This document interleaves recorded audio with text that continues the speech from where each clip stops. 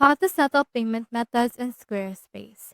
So to do that, what you can do is you can head over and scroll down and click onto this settings icon.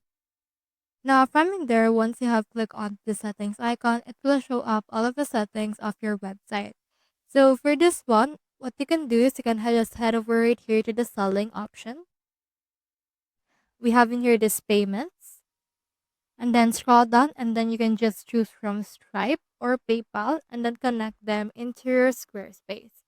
So for Stripe, if you connect it, they can pay with all major credit cards, Apple Pay, Afterpay, or ClearPay. For the PayPal, it only actually selects or accepts PayPal, like Venmo as well.